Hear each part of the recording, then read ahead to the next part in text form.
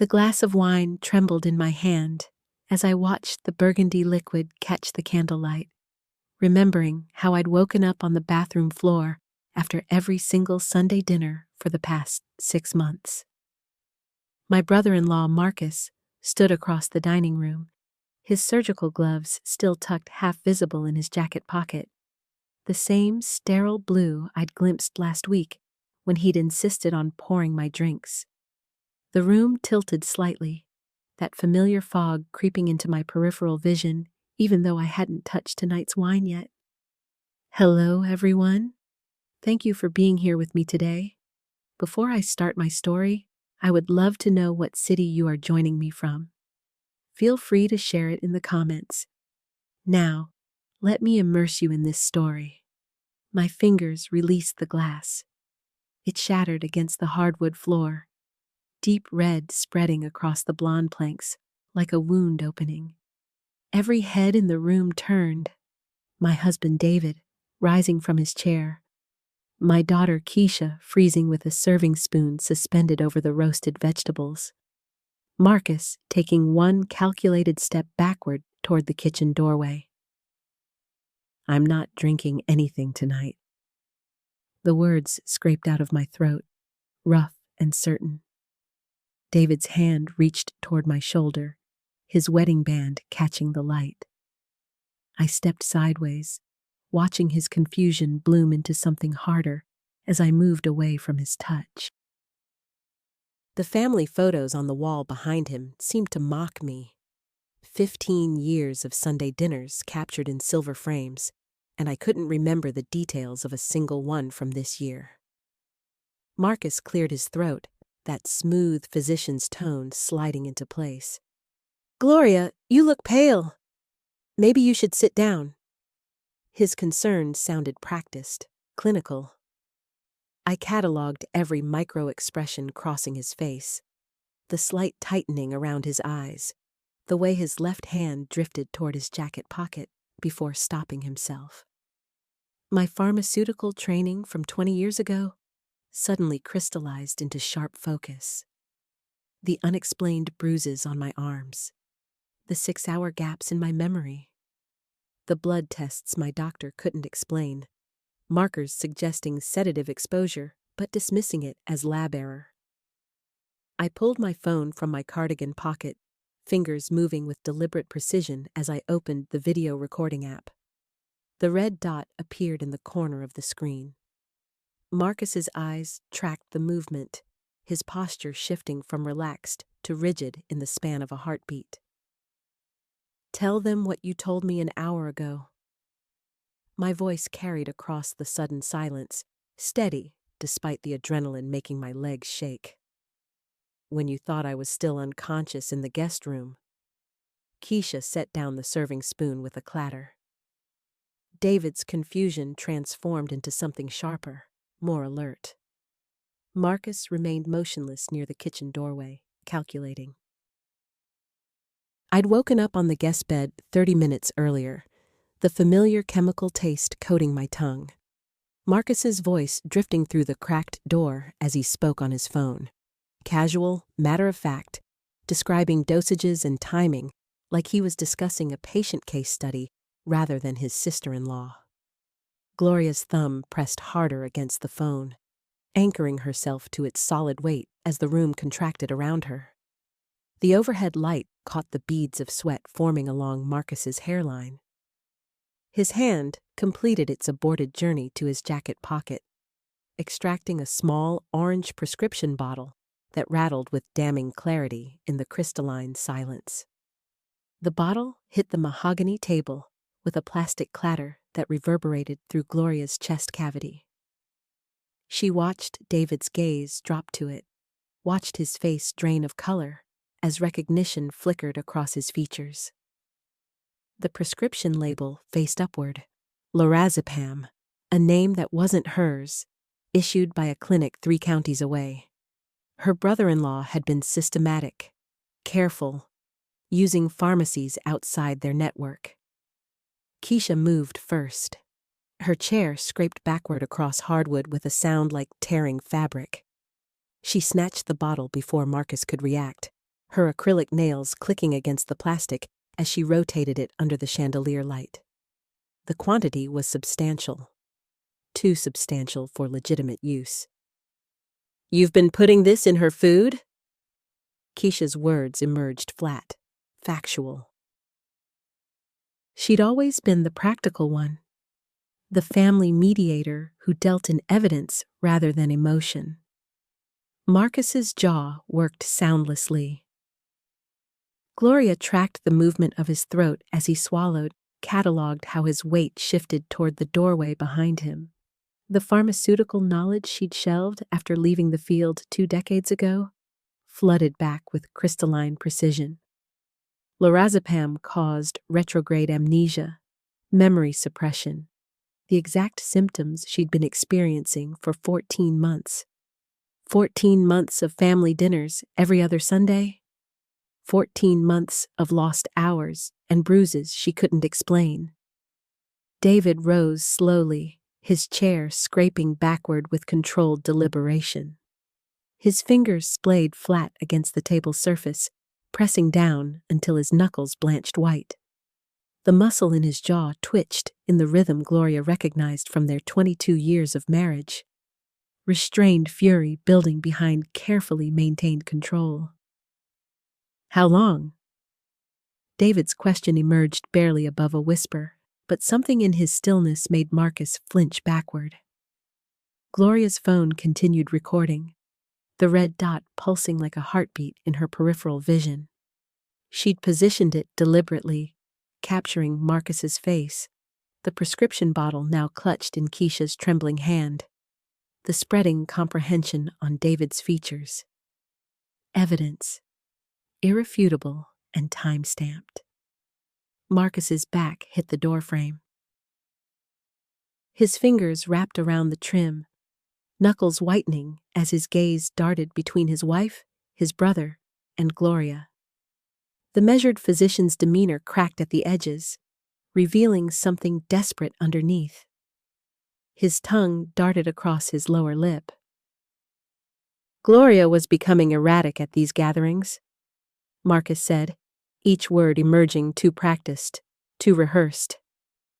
Making accusations about the family, I was helping her remain calm. The audacity of the lie hit Gloria like a physical blow.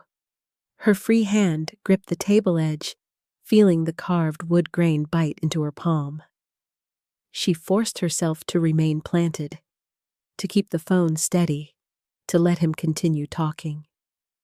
Every word added weight to the documentation building in her device's memory. Keisha dropped the prescription bottle. It bounced twice against the table before rolling toward the centerpiece. Autumn flowers Gloria had arranged that morning, back when her biggest concern had been whether the roast would be tender enough. The normalcy of that memory felt alien now, belonged to a different woman in a different life. "You drugged my sister every time she came to our house?" Keisha's voice climbed an octave. Her hands formed fists against her thighs, her whole body vibrating with barely contained energy. Gloria watched her sister-in-law pace 3 steps toward Marcus, then stop, visibly restraining herself. The air felt charged, electric with the potential for violence. David moved around the table's edge, positioning himself between the women and his brother. Not protective, strategic, blocking the exit. Gloria's thumb pressed harder against the phone screen, ensuring the red recording indicator remained visible in her peripheral vision. Her other hand released the table edge, leaving pale indentations in her palm where the wood had pressed into flesh. She shifted her weight forward, centering herself, grounding her stance the way her self-defense instructor had taught her years ago in that community center class she'd almost skipped. Marcus's gaze flicked to David, a silent communication passing between the brothers that made Gloria's stomach twist. She'd seen that look before, dozens of times at family gatherings when she'd said something that didn't align with their carefully constructed narratives. The knowing glance, the subtle head tilt. She'd dismissed it as brotherly connection, inside jokes she wasn't privy to. Now those memories reassembled themselves into something darker, more calculated. David's shoulders squared. His fingers drummed against his thigh in that specific rhythm he used when preparing to deliver difficult news to patients. Gloria had witnessed it countless times when he came home from the hospital, processing a bad outcome, preparing his words. The familiar gesture now felt weaponized. "Everyone needs to calm down," David said, his voice dropping into that professional register that made people instinctively trust him. "Gloria, put the phone away. This conversation doesn't need to be recorded." The audacity burned through her chest. Gloria's jaw clenched so hard her molars ached. She adjusted her grip on the phone, raising it slightly to capture David more clearly in the frame. A bead of sweat traced down her spine despite the air conditioning that hummed steadily from the ceiling vent. "I'm not putting anything away." The words emerged steady, though her pulse hammered against her throat. "Keep talking, Marcus. What else were you helping me with?" Keisha moved suddenly, lunging toward the sideboard where serving dishes waited in neat rows. Her hand closed around a silver ladle, knuckles white against the polished metal. She didn't raise it, didn't threaten, but the weight of it seemed to give her body new purpose. Her breathing came in short bursts through flared nostrils. Marcus raised both palms, a placating gesture that looked rehearsed, clinical.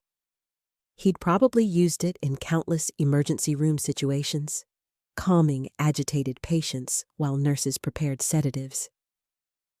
The medication was minimal, just enough to prevent episodes. He directed this toward Keisha, attempting to appeal to whatever loyalty remained between them. "You've seen how Gloria gets sometimes. The paranoia, the accusations." Gloria's free hand curled into a fist against her leg. The paranoia, the accusations. How many times had David used those exact phrases? How many conversations with friends and family members had he poisoned with carefully placed doubts about her mental state? The systematic nature of it crystallized in her mind. Not spontaneous gaslighting, but coordinated, deliberate manipulation spanning months or possibly years. Her eyes tracked to the wine bottle on the table, still half full of the Merlot she'd been drinking all evening. Her second glass sat nearby, lipstick marks visible on the rim. She'd felt the familiar fog descending 20 minutes into dinner, attributed it to exhaustion from work, from the stress of hosting. The pattern clicked into place with sickening clarity. Every family dinner, every holiday gathering, the same progressive drowsiness, the same difficulty tracking conversations, the same next-day haziness David had attributed to her drinking too much. How long? Gloria kept the phone trained on Marcus, but directed the question to both brothers. "How many times did you do this?" David moved closer, his hand reaching toward her. Not threatening, not yet, but purposeful. The distance between them collapsed to 5 feet, then 4. Gloria stepped back, maintaining the space, keeping both brothers in her line of sight. The phone felt slick in her palm, her hand trembling now with adrenaline rather than fear. "Since Christmas," Marcus said, and David's head snapped toward him, eyes widening. The admission seemed to surprise even his accomplice. "Since you started questioning the investment opportunities David was presenting. You were going to ruin everything we'd built." The investment opportunities? Gloria's mind raced backward through 8 months of dinner conversations. David's insistence she sign documents while fighting through that familiar medicated haze. Marcus always present with his wife, normalizing the business discussions with medical anecdotes and reassurances about David's financial acumen. Her retirement account. Her mother's life insurance payout she'd entrusted to David's management. The refinanced mortgage on this house. Her knees wanted to buckle. Gloria locked them, forced herself to remain upright, to keep the phone steady. Gloria's thumb moved across the phone screen, muscle memory carrying her through the motion, while her eyes never left the two men. The recording app's red dot pulsed in the corner. 15 minutes of confession already captured. She tapped the share icon, selected her email, hit send. The whoosh sound seemed deafening in the charged silence. David lunged. His shoulder hit her ribcage before she could sidestep, momentum carrying them both into the dining room wall. The phone clattered across hardwood, spinning toward the kitchen doorway. Gloria's head cracked against the chair rail molding, white light exploding behind her eyes. She drove her elbow backward, connected with something soft, heard David grunt. His grip loosened enough for her to twist sideways, dropping to her knees. The phone lay 8 feet away, screen still glowing. Gloria scrambled forward on hands and knees, her blouse tearing at the shoulder seam as David grabbed fabric. She kicked backward blindly, felt her heel connect with shin bone. David's curse split the air. Marcus moved to block her path to the phone, his polished loafers stepping into her line of vision. Gloria grabbed the nearest chair leg and yanked. The antique dining chair toppled, crashing into Marcus's knees. He stumbled backward, arms windmilling for balance. She lunged past him, fingers stretching toward the phone. David's hand closed around her ankle, nails digging into flesh. Gloria kicked again, harder, felt her foot connect with his face. The grip released. Her fingers closed around the phone. She rolled onto her back, bringing the screen up just as David loomed over her, blood streaming from his nose. His expression had transformed into something she'd never seen in 17 years of marriage, raw desperation mixed with calculation. The mask completely stripped away. Marcus appeared beside him, breathing hard, his usual composed physician demeanor fractured. "Check your email," Gloria said, voice steadier than she felt. "Recording's already sent." David froze mid-reach. The blood dripped from his chin onto his white dress shirt, spreading in crimson blooms across the fabric. His eyes darted to Marcus, some silent communication passing between the brothers. Marcus pulled out his own phone, fingers moving rapidly across the screen. The color drained from his face. "It's there," Marcus whispered. "Sent 3 minutes ago." Gloria pressed herself against the wall, using it to slide upright. Her ankle throbbed where David had gripped it. The back of her head pulsed with each heartbeat. She kept the phone raised, camera still recording their faces, capturing David's bloody nose and Marcus's panicked expression, and the overturned furniture scattered around them. "Who else?" David's voice came out thick through his damaged nose. "Who else has it?" "My attorney," Gloria lied smoothly. "Set to auto-forward if I don't check in every hour." She had no attorney yet, no contingency plan beyond survival and documentation. But the lie landed with visible impact. David's shoulders sagged. Marcus backed away, hands raised, physician instincts apparently reasserting themselves in the face of evidence and consequences. He moved toward the front door, keys already jingling in his pocket. "Don't," David said to his brother. "Don't you dare leave me here alone." "I have a family," Marcus shot back. "A practice, a medical license that woman now has grounds to destroy." He pointed at Gloria without looking at her. "I told you this was insane. I told you drugging someone for months." "You suggested the Ambien," David snarled. "You wrote the prescriptions under fake patient names. Don't pretend your hands are clean." Gloria backed toward the kitchen, maintaining the recording angle, capturing every word of their dissolution. Her free hand found the counter edge, used it for support. The room spun slightly, concussion probably from hitting the wall. She forced her eyes to focus, forced her breathing to slow despite the adrenaline screaming through her system. Gloria's fingers tightened around the phone as Marcus yanked open the front door. Cold November air rushed into the living room, scattering papers from the overturned coffee table across the hardwood floor. The temperature drop hit her flushed skin like a slap, momentarily sharpening her focus past the concussion haze. She zoomed the camera slightly, capturing Marcus's profile in the doorway, the prestigious Dr. Marcus Owens, her husband's brother, freezing mid-escape as headlights swept across the driveway. A car door slammed. Footsteps crunched on gravel. "David?" A woman's voice carried through the open door. "Your truck's here, but you weren't answering." Gloria recognized the voice before the figure appeared in the doorframe.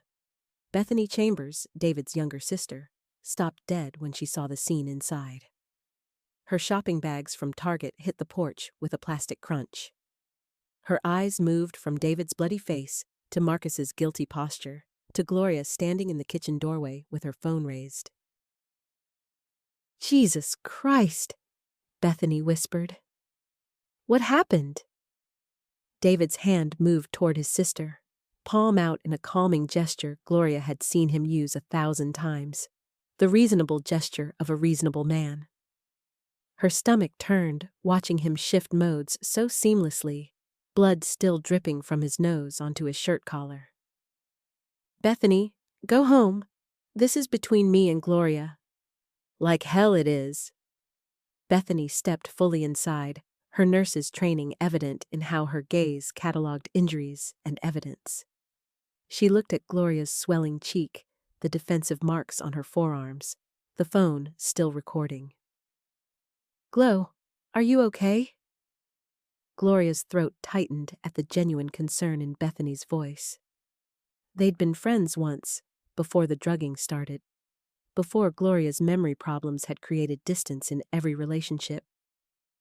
She kept the phone steady despite the tremor in her hands. "Ask your brothers what they've been putting in my food." Bethany's face went blank with incomprehension. She turned to David, then Marcus, waiting for the denial or explanation that would make sense of Gloria's accusation. Marcus looked at the floor. David's jaw clenched, a muscle jumping beneath his temple. "David?" Bethany's voice dropped to the careful tone she probably used with difficult patience. "What is she talking about?" "She's confused," David said. "Hit her head during—" "I have evidence." Gloria's voice came out stronger than she felt. "Emails between them. Lab results showing Ambien in my system. 6 months of it, maybe longer." The color drained from Bethany's face. She grabbed the doorframe, knuckles whitening against the painted wood. Her shopping bags lay forgotten on the porch, a package of diapers visible through the torn plastic. She had a 2-year-old at home, Gloria remembered. A husband who worked nights at the GM plant. A life that didn't include this kind of family rot. "Tell me she's lying," Bethany said to David. The silence stretched. Marcus shifted his weight, keys still clutched in his fist. David's breathing filled the quiet, rough through his injured nose. Gloria watched Bethany's face as understanding replaced confusion. The subtle collapse of features that came with unwanted truth. "Oh my God!" Bethany backed toward the door. "Oh my God, David, what did you do?" "She was leaving me," David said. The words came out flat, matter of fact. "Filing for divorce, taking half of everything I built. I just needed her to stay confused long enough to—" "To what?" Bethany's voice cracked. "To steal her cognition? Her memory? Jesus, David, she thought she had early onset dementia." Gloria's vision blurred. Hearing it spoken aloud by someone else made it real in a way even the evidence hadn't. All those months of terror, of forgetting conversations and appointments, of waking disoriented in her own home. All engineered, all deliberate. Her free hand found the counter again, supporting weight her legs suddenly couldn't hold. Bethany rounded on Marcus. "You helped him? You wrote prescriptions?" "He paid for Ryan's rehab," Marcus said quietly. $50,000 when my son was dying from heroin. I thought it would just be temporary. A few weeks to calm her down." 6 months! Gloria's shout made all three of them flinch. 6 months of my life gone! She advanced from the kitchen, phone extended like a weapon. Bethany scrambled sideways, pressing against the wall to give her space. Gloria moved past her, past Marcus, directly toward David. He backed up until his spine hit the bookshelf, medical texts and novels tumbling around his feet. "Every Sunday dinner," Gloria said. Her voice shook, but her hands stayed steady. "Every birthday, every holiday, you put it in my wine. You all sat there and watched me get confused and disoriented, and none of you said a goddamn word." "I didn't know," Bethany gasped. "Glo, I swear to God, I didn't know." Gloria believed her. Bethany's horror looked genuine, her hands trembling as she pulled out her own phone. But belief didn't erase the betrayal. The months of sitting across from David's entire family while they enabled his crime through ignorance or silence or active participation. "I'm calling the police," Bethany said. Marcus lunged forward, grabbing for Bethany's phone. She twisted away, surprisingly fast, and Gloria heard the scuffle behind her as she kept her camera focused on David's face. Gloria's finger hovered over the emergency call button when the doorbell rang. Sharp, insistent, 3 quick bursts that cut through the chaos. Everyone froze. David's eyes darted toward the hallway, his shoulders relaxing slightly, as if salvation had arrived on schedule. The door opened without invitation. Heavy footsteps crossed the threshold, confident and measured. Gloria turned, keeping her phone raised, the video still recording. A tall man in an expensive charcoal suit entered the living room, flanked by 2 others in similar attire. The lead man had silver hair swept back from a hard face, his eyes scanning the scene with practiced assessment. "Mr. Owens." He nodded at David, then shifted his gaze to Gloria. "Mrs. Owens, I'm Gerald Paxton, your husband's attorney. I need everyone to stop what they're doing." Gloria's thumb moved toward the call button. Paxton raised his hand in a placating gesture, but his expression remained cold, calculating. Behind him, one of his associates pulled out a tablet, fingers already moving across the screen. "Before anyone contacts law enforcement," Paxton continued, stepping fully into the room, "I need to inform Mrs. Owens that her husband has filed for emergency psychiatric evaluation under California Welfare and Institutions Code 5150. I have the paperwork here." The words hit Gloria like a physical blow. Her hand dropped 6 inches, the phone screen wavering. Bethany gasped somewhere behind her, and Marcus made a strangled sound in his throat. Paxton's associate stepped forward, extending a manila folder. Gloria didn't take it. She couldn't move, couldn't process what she'd just heard. The room tilted slightly, that familiar disorientation creeping back, except this time it was pure shock, unmedicated terror at what David had orchestrated. "You can't," Bethany stammered. "She's not. He's been drugging her." "According to Dr. Owens's documentation," Paxton said smoothly, pulling papers from the folder himself, "his wife has exhibited increasingly erratic behavior over the past 6 months. Paranoid delusions, accusations of poisoning, violent outbursts. He's been treating her with prescribed medication, which she's recently stopped taking. He fears for her safety and the safety of others." Gloria's vision sharpened, adrenaline burning through the shock. David had been building his defense for months, every confused moment at dinner, every time she'd felt dizzy or disoriented. He'd documented it all, twisted it, created a narrative where she was the unstable one and he was the concerned physician husband trying to help. "I have video," Gloria said, her voice steady despite the rage coursing through her veins. She lifted the phone again. He admitted everything. Marcus admitted writing illegal prescriptions. It's all recorded. Paxton's expression didn't change. Recorded without consent in a private residence. Inadmissible in California without all parties' knowledge and agreement. And even if it were admissible, it simply shows a woman in an agitated state making accusations against her caregivers. The second associate moved closer to Gloria, his body language suggesting he was prepared to physically restrain her if necessary. She stepped back, her hip colliding with the arm of the sofa. Bethany rushed forward, placing herself between Gloria and the advancing man. "Don't touch her," Bethany said, her voice shaking but her stance firm. Paxton sighed, the sound theatrical and dismissive. He gestured to his associates, and they stopped advancing but didn't retreat. The room felt smaller, crowded with bodies and implications and threats barely concealed behind legal terminology. "Mrs. Owens?" Paxton said, his tone shifting to something almost gentle, almost sympathetic. "Your husband wants to help you. He's arranged for a private facility, very discreet, where you can receive proper psychiatric evaluation and treatment. The alternative is a 72-hour hold in a county facility, which I'm sure you'd find considerably less comfortable."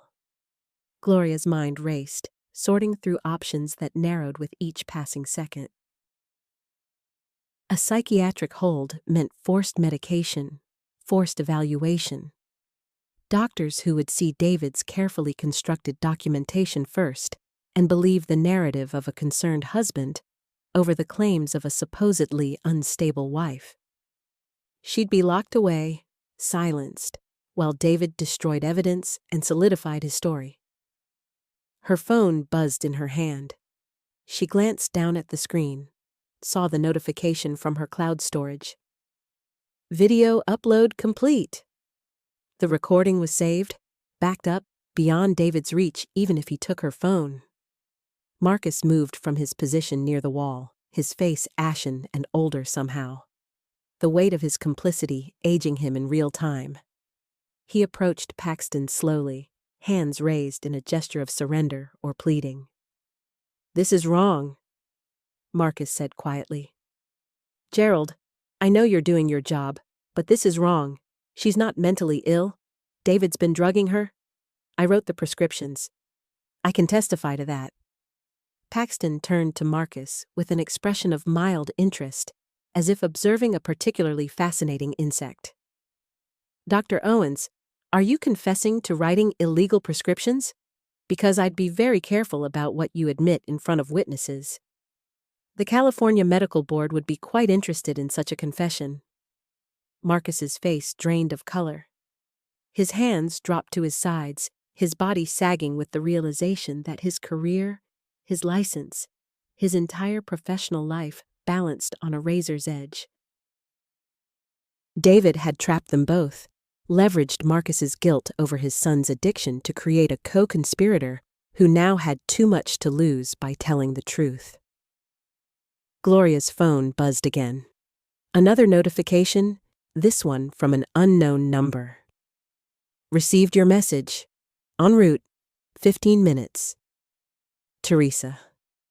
The message she'd sent before confronting David, the insurance policy she'd created without fully understanding why. Teresa was coming, and Teresa wouldn't arrive alone. She'd bring documentation, evidence, the connections and resources of a woman who'd spent 30 years navigating legal battles. 15 minutes. Gloria just needed to stay free, stay conscious, stay out of Paxton's custody for 15 more minutes.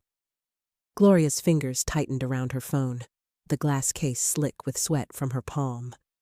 The lobby seemed to tilt sideways, or perhaps that was the residual medication still coursing through her bloodstream, making her equilibrium unreliable. She pressed her back against the cool marble wall, feeling the polished stone through her thin blouse, grounding herself in the physical sensation. Paxton took another step forward, his leather shoes clicking against the floor with mechanical precision. He reached into his jacket pocket, withdrawing a folded document that he opened with practiced efficiency. The paper crinkled in the silent lobby, loud as breaking glass in Gloria's heightened state of awareness. "Ms. Owens, this is a psychiatric hold authorization signed by Dr. Lawrence Bennett, your treating physician," Paxton said, his voice flat and clinical. "It grants me the authority to transport you to Riverside Behavioral Health for a 72-hour evaluation period." Gloria's stomach lurched. Lawrence Bennett, David's college roommate, the psychiatrist he'd mentioned during their confrontation upstairs. David had already laid this groundwork, prepared this trap days or weeks ago, anticipating her discovery or manufacturing justification for it through careful documentation of behavior he'd caused with his poisoning. She glanced at the document from across the space between them. Even from this distance, she could see the hospital letterhead, the official stamps, the signature scrawled across the bottom in blue ink.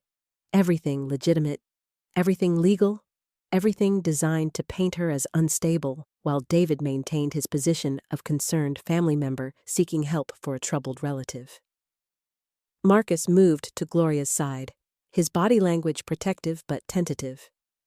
His face remained pale, the weight of his compromised position evident in the tight set of his jaw, the way his shoulders hunched inward as if trying to make himself smaller. He opened his mouth to speak, then closed it, the words dying before they formed. "Don't," Gloria whispered to him. "Don't sacrifice everything. Not yet." The front doors of the medical building opened with a pneumatic hiss. A security guard entered, his uniform crisp, his hand resting on the radio clipped to his belt. He surveyed the scene with the practiced assessment of someone accustomed to medical emergencies and difficult situations. His gaze settled on Paxton, then shifted to Gloria, calculating the dynamics. "We have a situation?" the guard asked, his voice neutral but alert. Paxton turned toward him, the movement smooth and professional. "Private matter, psychiatric transport. Everything's authorized and documented." The guard nodded slowly, but he didn't leave. Instead, he positioned himself near the security desk, maintaining visual contact, his presence adding another layer of complication to an already impossible situation. Gloria recognized the type. Former military probably. Someone who followed protocols, but also trusted his instincts about when something felt off. Gloria's phone buzzed again. She glanced down at the screen, keeping the movement subtle. A text from Teresa. 8 minutes. Stall if possible. Bringing lawyer. 8 minutes. An eternity. A heartbeat. Gloria's mind raced through options, strategies, desperate measures. She could run, but Paxton would call police. She could create a scene, but that would only reinforce the narrative of instability David had constructed. She could comply, but once inside that facility, under Bennett's authority, extracting herself would become exponentially more difficult. Her heart hammered against her ribs. Each beat a drum, counting down seconds. The nausea that had been building in her stomach intensified, a roiling sensation that sent acid climbing her throat. She swallowed hard, fighting it down, refusing to show weakness that could be used against her. "I need to use the restroom," Gloria said, her voice steady despite the chaos in her chest. "Basic dignity, 5 minutes." Paxton's expression didn't change. "I'll escort you. I'm not under arrest. I'm not in custody yet. I deserve privacy for 5 minutes." A muscle twitched in Paxton's jaw, the first sign of frustration breaking through his professional facade. He glanced at his watch, then at the security guard, performing some internal calculation about liability and procedure. The guard shifted his weight, his hand moving from his radio to his belt, a subtle repositioning that suggested increasing concern. 3 minutes, Paxton said finally. The restroom is around that corner. If you're not back in 3 minutes, I'll come in after you. Gloria pushed off from the wall, her legs unsteady but functional. She walked toward the corridor Paxton had indicated, feeling 3 sets of eyes tracking her movement.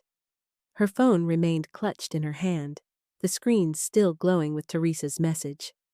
7 minutes now. Maybe 6. The restroom door swung closed behind her with a soft thud that felt like a prison gate. The space was small, clinical, smelling of industrial cleaner and artificial air freshener. Gloria locked herself in the furthest stall, her hands trembling as she braced against the metal divider. Her reflection in the polished steel showed someone she barely recognized. Dark circles hollowed her eyes. Her skin had a grayish tint. Her hair hung limp around her face. Weeks of systematic poisoning had carved away her vitality, leaving behind this gaunt stranger who looked like she belonged in a psychiatric facility. The irony was vicious. David's drugging had created visible evidence that supported his claims of mental illness. The physical deterioration caused by his poison became proof of her instability. Perfect circular logic, unassailable unless someone looked beneath the surface, unless someone tested her blood, unless someone believed her. Gloria's phone buzzed. 5 minutes. She couldn't stay here. Paxton would come through that door, protocol or no protocol, and she'd be cornered in a bathroom stall with nowhere to run. But she couldn't go back out either, couldn't voluntarily walk into his custody.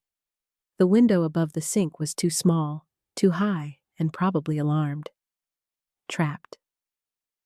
David had designed this trap with the same methodical attention he applied to his surgical procedures. Every angle covered, every escape route blocked, every contingency anticipated and neutralized. Gloria closed her eyes, forcing herself to breathe deeply through her nose. The air tasted metallic, chemical. Her stomach convulsed again, and this time she couldn't stop it. She bent over the toilet, retching, her body purging the remnants of whatever substance Marcus had prescribed, whatever David had administered at countless family dinners, while smiling and making small talk. The heaving subsided, leaving her weak and shaking. She wiped her mouth with toilet paper, flushed, stumbled to the sink. Cold water splashed across her face, shocking her system, clearing some of the fog.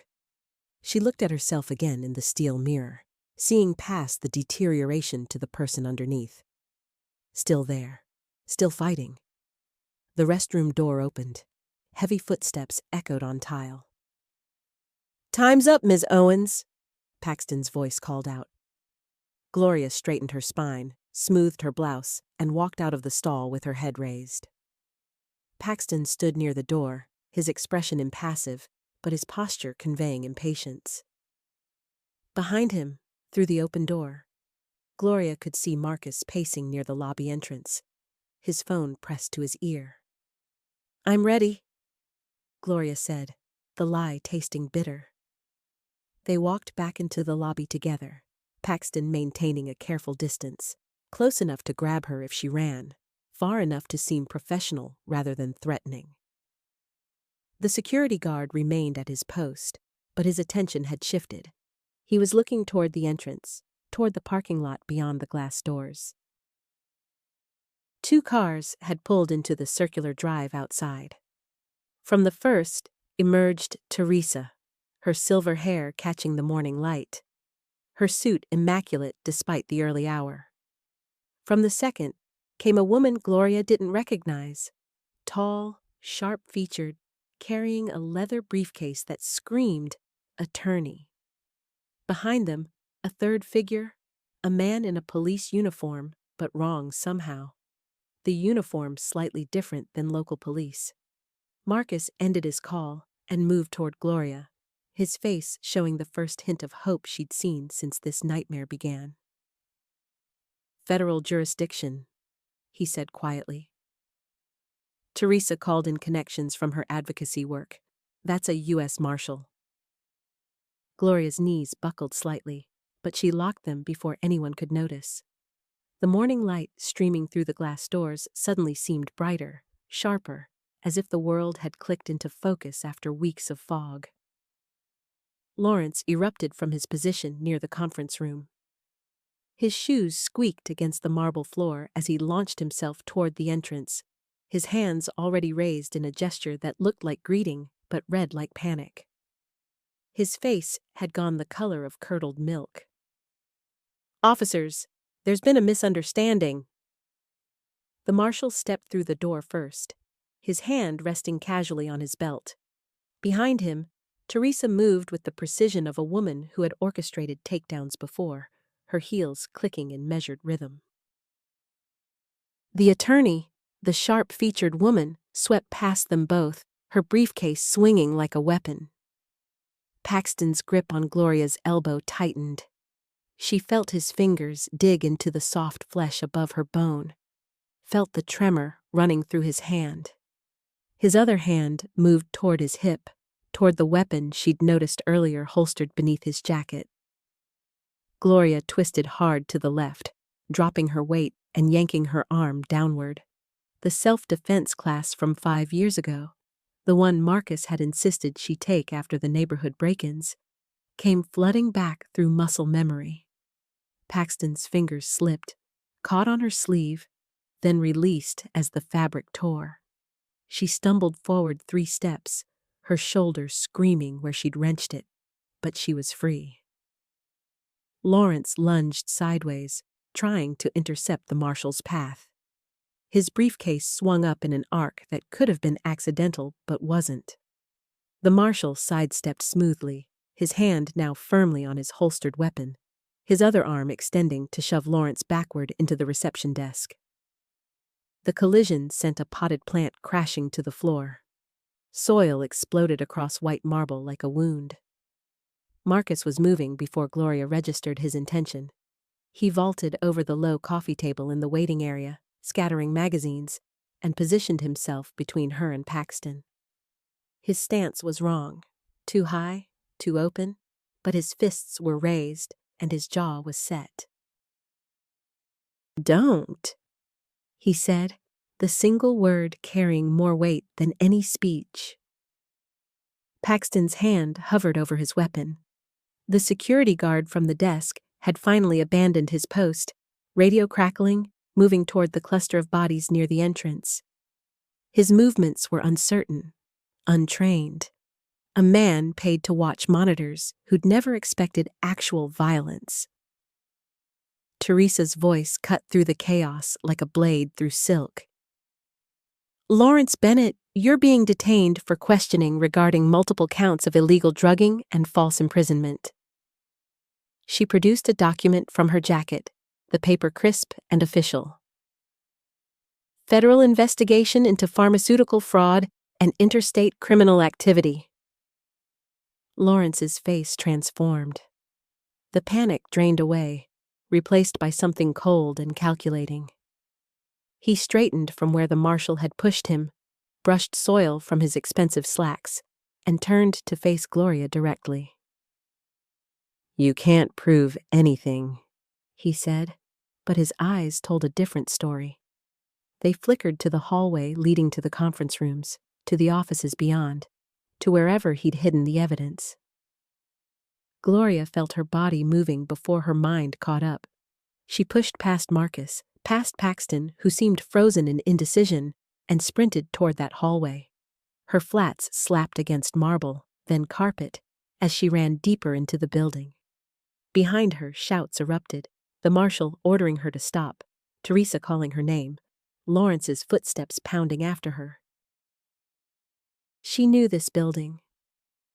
5 years of coming here for family dinners in Lawrence's fancy corner office, the ones where he'd always insisted on serving wine he'd personally selected for her.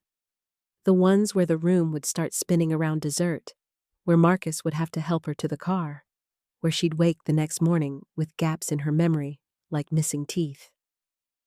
The office door was locked.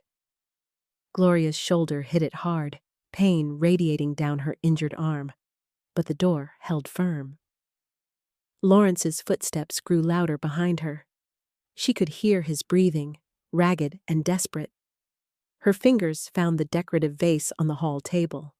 Heavy crystal, worth more than her monthly grocery budget. She swung it like a bat, felt it connect with the door handle, heard the satisfying crack of breaking metal and splintering wood. The door swung inward. Lawrence's office looked exactly as she remembered. Mahogany desk, floor-to-ceiling windows, leather chairs that cost more than her car payment. But she wasn't looking at the luxury. She was looking at the small refrigerator behind his desk. The one he'd always claimed held expensive wines and imported cheeses. Gloria yanked it open. Inside, lined up with pharmaceutical precision, were dozens of small bottles. Clear liquid, amber liquid, pills in unmarked containers. A notebook with dates and dosages. Her name written at the top of a column with Marcus's sister's name, Sharon, crossed out below it. Lawrence crashed into the doorway behind her, his breath coming in gasps. The marshal appeared a second later, weapon now drawn, Teresa right behind him. Marcus pushed through, his eyes going wide as he saw the refrigerator's contents. Gloria pulled out the notebook with shaking hands. The dates matched every family dinner for the past 3 years. The dosages increased over time. The notes in Lawrence's handwriting detailed effects, reactions, how long she remained compliant, how much she forgot. Sharon knew, Gloria whispered, the realization hitting her like a physical blow. Your wife knew what you were doing to me. Lawrence's mouth opened and closed. His hand reached out, whether to grab the notebook or to plead, Gloria would never know. The marshal's voice was flat, professional, final. Lawrence Bennett, you're under arrest. Gloria watched Lawrence's face crumble as the marshal pulled his arms behind his back. The metallic click of handcuffs echoed through the office, sharp and definitive. Lawrence's knees buckled slightly, but the marshal held him upright with practiced efficiency. Marcus moved past them to the refrigerator, his hands hovering over the bottles without touching them. His jaw worked silently, muscles tensing and releasing. Gloria saw him swallow hard, saw the tremor in his fingers as he finally withdrew them and pressed his palms against his thighs. All those dinners, Marcus said, his voice barely audible. All those times I told you that you seemed off, that maybe you should see a doctor. Gloria's chest tightened. She remembered Marcus's concerned looks, his gentle suggestions that she might be working too hard, sleeping too little. He'd been trying to help while his brother poisoned her at the table they shared. Teresa stepped forward, her phone already recording the scene. She methodically photographed each bottle, each page of the notebook, her movements efficient and deliberate. The flash illuminated Lawrence's handwriting, neat, precise, the same handwriting that had signed birthday cards and holiday greetings for years. The sound of additional footsteps thundered up the stairs. 2 uniformed officers appeared in the doorway, their radios crackling with static. The marshal gestured toward the refrigerator without releasing his grip on Lawrence. Evidence. Bag everything. We'll need a full toxicology workup. One officer pulled on latex gloves, the snap of rubber loud in the confined space. He began transferring bottles into clear evidence bags, calling out each item as his partner documented them on a tablet. Gloria counted silently. 17 bottles, 32 pills, 4 syringes still in sterile packaging. Lawrence lifted his head. His eyes found Gloria's, and she saw something shift in his expression. Not remorse, not shame, calculation. Even now, even caught, he was thinking, planning, looking for an angle. You have no idea what Sharon put me through, Lawrence said suddenly. What living with her family's expectations. Marcus lunged forward. His fist connected with Lawrence's jaw before Gloria could move, before anyone could react. The sound was sickening. Bone meeting bone with a wet crack. Lawrence's head snapped sideways, blood spraying from his split lip across the pristine carpet. The marshal yanked Marcus back with one arm while maintaining his grip on Lawrence with the other. Lawrence sagged, spitting blood, his eyes already swelling. Marcus didn't struggle against the marshal's hold, but his entire body vibrated with barely contained rage. Don't! Marcus's voice was razor-sharp. Don't you dare speak her name! Gloria's throat constricted. Sharon, Marcus's sister, Lawrence's wife, dead 2 years from what they'd called complications from her heart medication. But Sharon's name had been in that notebook, crossed out, above Gloria's. The implications made Gloria's stomach turn. Teresa had stopped photographing. She stood frozen, her face pale, clearly reaching the same conclusion. The marshal released Marcus with a warning look, then shoved Lawrence toward the waiting officers. Get him out of here! Federal facility! Maximum security holding! The officers each took one of Lawrence's arms and hauled him forward. He stumbled between them, blood dripping from his chin onto his expensive tie. His eyes swept the room one final time, lingering on the notebook in Gloria's hands, before they dragged him through the doorway and down the stairs. Gloria waited until the sound of their footsteps faded. Then she opened the notebook again, flipping past her own pages to Sharon's entries. The dates went back 7 years. The dosages were higher, more frequent. The notes detailed Sharon's deteriorating health, her confusion, her weakening heart. Marcus appeared at her shoulder. She felt him go rigid as he read over her arm. He killed her. Marcus's words weren't a question. Gloria closed the notebook and handed it to Teresa, who sealed it in an evidence bag with trembling fingers. The weight Gloria had carried for 3 years, the fog, the doubt, the constant questioning of her own mind, lifted incrementally. But it was replaced by something heavier. The knowledge of what Lawrence had done to Sharon, what he would have eventually done to her. The marshal's radio crackled. Suspect secured in transport, awaiting your signal. He pressed the button.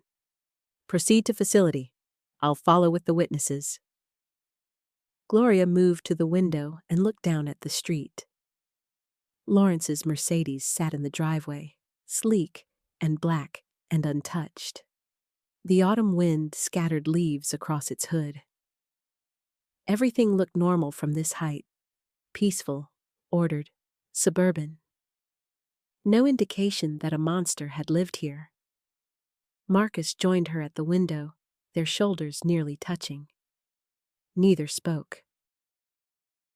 The silence between them held years of manipulation, of family gatherings poisoned in every sense, of trust shattered beyond repair. Teresa finished photographing and stepped back, lowering her phone.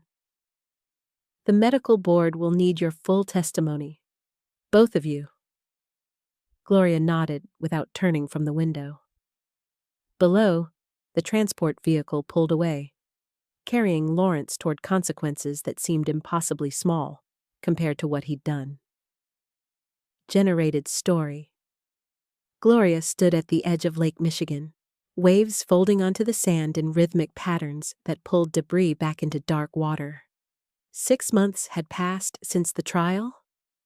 The December wind cut through her wool coat, sharp and honest, nothing hidden in its bite.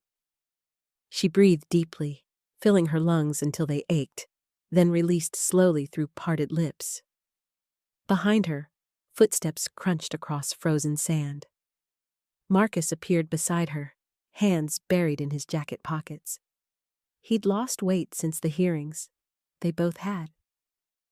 The legal proceedings had stripped them down to essential elements, forcing them to recount every dinner, every symptom, every moment of gaslighting in front of judges and attorneys and court reporters whose fingers flew across stenography machines. He glanced at her profile, then back to the water. "The kids asked about Christmas dinner," he said. Gloria nodded. They'd skipped Thanksgiving entirely. The thought of gathering around a table, passing dishes, trusting shared food, it had been too much. She'd spent that Thursday volunteering at a community center instead, serving strangers who had no connection to Lawrence or his crimes. The anonymity had been liberating. She bent and picked up a smooth stone, weighing it in her palm before sending it skipping across the surface. 3 bounces before it disappeared. Marcus found his own stone and threw. His sank immediately. "I've been meeting with a therapist," Gloria said. "Group sessions, other victims of medical abuse." The waves continued their patient work, reshaping the shoreline grain by grain. A jogger passed behind them, earbuds in, oblivious to their conversation. Gloria watched the runner disappear around a curve where the beach met concrete walkway. Marcus cleared his throat. "How is that?" "Hard, necessary." She turned to face him fully. One woman's dentist sedated her unnecessarily for years. Another man's physical therapist administered drugs under the guise of pain management. We all share this. The betrayal by someone we trusted with our bodies. Her brother-in-law's face tightened. He'd aged a decade in 6 months. The guilt ate at him differently than it ate at her. She carried the violation. He carried the association, the family connection, the years of unknowing complicity every time he'd invited her to sit at Lawrence's table. They walked along the shoreline, feet leaving prints that filled immediately with seeping water. Gloria had started painting again, something she'd abandoned 2 decades ago. Her apartment now smelled of linseed oil and turpentine. The canvases were abstract, violent splashes of color that her new therapist called externalizing trauma. Gloria just called them necessary. "He's appealing," Marcus said after a long silence. "I know. His attorney sent letters, wants us to provide character references, claims the drugging was an attempt to help you with anxiety." Gloria stopped walking. Her jaw clenched so hard her teeth ached. The lake stretched endlessly before them. Gray water meeting gray sky without clear division. Seagulls circled overhead, crying their sharp warnings to each other. "I'm not responding," she said. Marcus nodded. "Neither am I. I just wanted you to know he's still trying to manipulate the narrative." They continued walking. Gloria focused on the physical sensations. Cold air in her nostrils, wind pushing against her face, sand shifting beneath her boots. These were real. These couldn't be taken from her. The trial had revealed everything. Lawrence's deleted emails to pharmaceutical contacts, the modified prescription records, the carefully documented journal detailing dosages, and Gloria's responses. He'd treated her like an experiment. Sharon, too, before the drugs had interacted fatally with her undiagnosed heart condition. A child ran past chasing a beach ball, mother following with a camera. Gloria watched them, feeling something unfamiliar stir in her chest.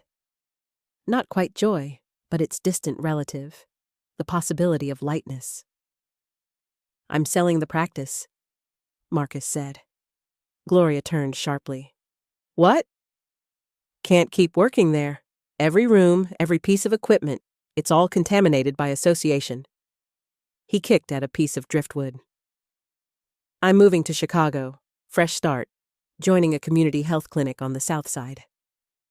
She studied his face, seeing determination beneath the exhaustion. The trial had broken something in him too, but perhaps in a necessary way. Like setting a bone that had healed crooked, re-breaking it to mend properly. "That's good," she said. They reached a breakwater where concrete met water in jagged formation. Gloria climbed onto the lowest level, balancing carefully on the uneven surface. The stones were slick with spray. She steadied herself, arms extended slightly, then walked forward with measured steps. Marcus watched from below, ready to catch her if she fell, but she didn't fall. At the end of the breakwater, Gloria paused. The city skyline rose behind them, towers of glass and steel holding thousands of lives unconnected to her trauma. The world was larger than Lawrence's crimes. She was larger than what he'd done to her. Her phone vibrated. A text from her sponsor, the woman from group therapy who'd helped her navigate the worst nights, when the rage and violation felt too immense to contain. "Just checking in. Coffee tomorrow?" Gloria typed back. "Yes. Morning good." She pocketed the phone and turned, picking her way back across the breakwater. Marcus extended a hand when she neared the edge. She took it, letting him help her down onto solid sand. His grip was firm, uncomplicated by pretense or hidden agenda. They walked back toward the parking lot in comfortable silence. The sun broke briefly through cloud cover, sending shafts of light across the water's surface. Gloria tilted her face toward it, absorbing whatever warmth it offered. Her hair whipped around her face, wild and free. 6 months. It felt like years, and also like yesterday. The trauma therapist had warned her about this, the way recovery wasn't linear, how some days she'd feel powerful, and others she'd struggle to leave her apartment. But today was good. Today, she could breathe. At her car, Gloria unlocked the door but didn't open it immediately. Marcus stood by his own vehicle, keys in hand. "Dinner sometime?" he asked. "My place. Just us. I'll leave everything sealed until you see it." She considered. The thought still triggered anxiety, a tightness in her chest, hyper-awareness of her heartbeat. But she nodded anyway. Growth meant moving toward discomfort, not away from it. "Next week," she said. He smiled, genuine relief crossing his features. "Next week?" Gloria slid into her car and started the engine. In the rearview mirror, she watched Marcus drive away. Then she sat for a moment, hands on the wheel, feeling the solid reality of leather beneath her palms. She was here. She was whole. What had been done to her was unconscionable, but it hadn't destroyed her. She pulled out of the parking lot and merged into traffic, heading toward her evening painting class. The instructor's name was printed on her registration form, but Gloria thought of her simply as the teacher. Another person helping her reconstruct a life that felt authentic. The city passed outside her windows, familiar and strange simultaneously. Somewhere across town, Lawrence sat in a cell serving 15 years for involuntary manslaughter and aggravated assault. It wasn't enough. It would never be enough. But it was something. Gloria pressed the accelerator and drove forward. "Did you like my story? And which city are you listening from? Let's meet in the comments. If you like the story, you can support me by sending a super thanks so I can keep bringing more stories like this. Thank you so much for your sweet support.